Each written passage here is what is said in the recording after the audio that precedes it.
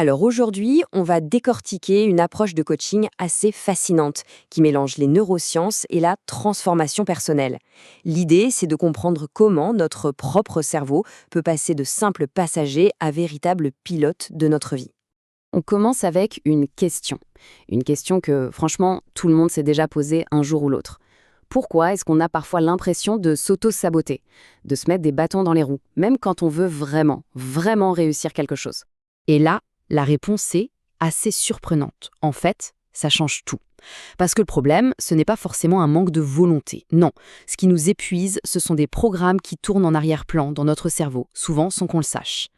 Bon, alors, premier point, ce fameux sentiment d'être bloqué, d'avoir l'impression de tourner en rond. On a beau faire des efforts, essayer de changer, mais on retombe toujours dans les mêmes habitudes, les mêmes situations. Pourquoi? Et c'est là que ça devient intéressant. Quand on répète les mêmes erreurs, encore et encore, ce n'est pas un hasard, ce n'est pas de la malchance, c'est un programme, un automatisme, un peu comme une application sur un téléphone qui se lance toute seule. Du coup, ça nous amène à la question suivante. C'est quoi exactement cette architecture invisible? Comment ces fameux programmes se sont installés dans notre cerveau et comment est-ce qu'ils arrivent à diriger nos vies la plupart du temps sans notre accord? Eh bien, à la base de tout ça, il y a ce qu'on appelle les croyances limitantes. Pour faire simple, imaginez des lunettes que vous ne savez même pas que vous portez. Ces lunettes, elles filtrent tout ce que vous voyez et façonnent votre réalité. Et ce processus, il est super puissant parce qu'il tourne en boucle. Ça part d'une simple pensée, souvent inconsciente. Hop, cette pensée déclenche une émotion. Cette émotion, elle, pousse à agir d'une certaine manière. Et le résultat de cette action, qu'est-ce qu'il fait? Eh bien, il vient renforcer la pensée de départ. La boucle est bouclée. Et ces croyances, elles peuvent prendre plein de formes différentes.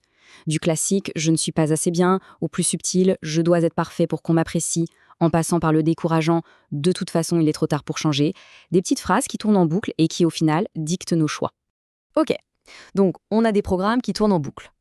La grande question maintenant, c'est est-ce qu'on peut les changer? Est-ce qu'on peut reprogrammer le cerveau? C'est exactement là qu'on entre dans la science du changement, rendre visible ce qui était invisible. Et la toute première clé, elle est là. Avant même de vouloir forcer le changement, il y a une étape cruciale. Comprendre. Juste prendre conscience de ces mécanismes, de comment on fonctionne. C'est ce simple acte de compréhension qui ouvre la porte à la liberté de choisir autre chose. Alors, cette méthode, pour y arriver, elle s'appuie sur 4 gros piliers. D'abord, les neurosciences appliquées pour comprendre le comment ça marche du cerveau. Ensuite, le coaching des systèmes de croyances, pour aller débusquer ces fameux programmes. On y ajoute l'intelligence émotionnelle et enfin, des concepts de coaching un peu plus avancés, dits quantiques, pour ouvrir encore plus le champ des possibles.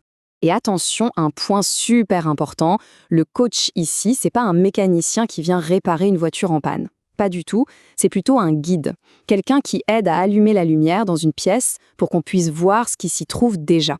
C'est un éveilleur de conscience. Ce qui nous conduit au cœur de toute cette philosophie, l'idée qu'on n'est pas juste des passagers dans le train de notre vie. Non, on peut en devenir les architectes, prendre les commandes et commencer à dessiner les plans. Et ça change vraiment tout. C'est la différence fondamentale entre subir sa vie en se laissant porter par les événements et la construire, brique par brique, de manière consciente en choisissant ses pensées, ses émotions et ses actions.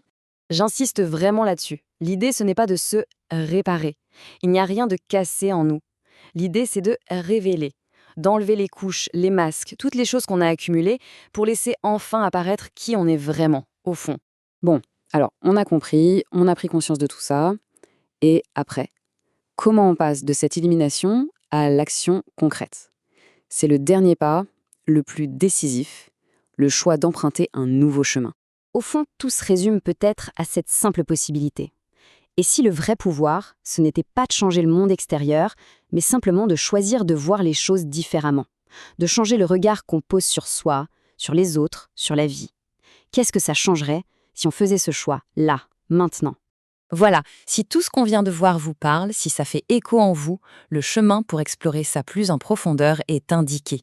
C'est peut-être le début d'un voyage pour se redécouvrir et déployer un potentiel insoupçonné.